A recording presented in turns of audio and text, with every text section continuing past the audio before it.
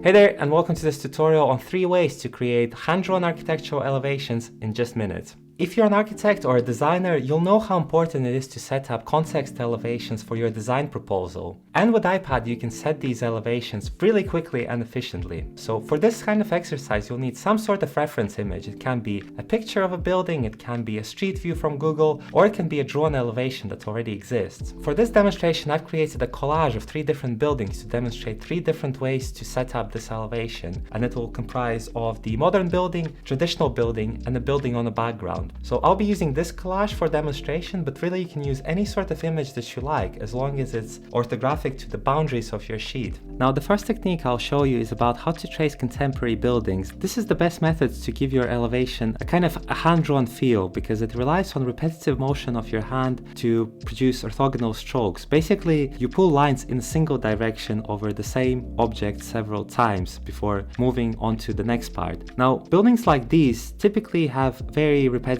elements, so this approach is really suitable. I typically try to trace them freehand, either using orthogonal drawing assist in Procreate app, for example, as I'm doing now, or Morpholio Trace if I were using that. Or I can do freehand depending on how I feel and what sort of look I'm trying to achieve.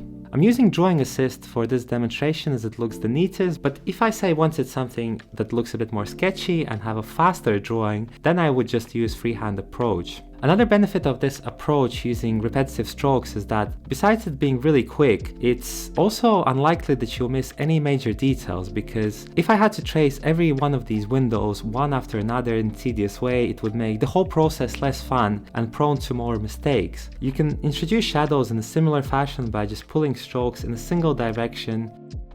So the second technique is about copying and pasting repetitive elements manually. This is, in my opinion, best for complicated and repetitive features like those found in classical buildings. Here's how you can use it. First of all, you'll need to draw each of the elements in detail. I recommend doing them one after another first before starting to copy. So I'll do one of these windows first, then the second and the third, and then add more details such as columns and the brick. And then I'll copy the whole group one after another to basically achieve the look of this building. If you look closely, you can notice that some of the windows seem identical. You can mitigate this by mirroring them or creating perhaps another version of the same window and then alternating between the two or the mirrored versions of them in all sorts of ways. But honestly, I think for most cases, for classical buildings, copying and paste will work just fine. There's also this sort of trade-off that you have to weigh on individual basis. Like, for example, if I was to copy the windows of the office buildings several times, probably would be a little bit quicker than drawing them one by one,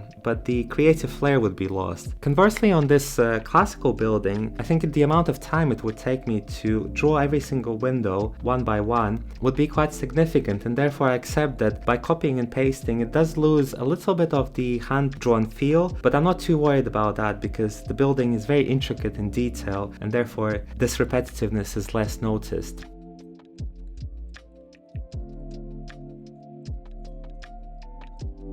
Our third technique involves setting up elevations that are kind of on the background and further away. So you don't really want to see that much of a building, but you do want to get an idea of the size, the scale, and the kind of proportions that are there. This approach is also the fastest one of the 3. It does pick up on the first technique where we have the lines that are going in the same direction, but this time we are not concerned that much about showing the realistic nature of the building. The proportions, the rhythm, and the scale are kind of notional. So really what I'm trying to do when I draw context is I'm trying to get away with as few lines as possible. I draw them loosely. I don't really overlap them that much because I do want a kind of notional hint that there's something behind. At the same time, I do want them to be in the same style as the buildings that I drew on before, and therefore I do add things like shadows and divisions of the windows. So I'm just kind of trying to be selectively ignorant about what I'm choosing to draw and being a bit more, I guess, artistic in my approach compared to the first 2 buildings that I drawn where I've expressed basically everything that I needed to show. Here I do have a choice of not show some of the features if I wanted to.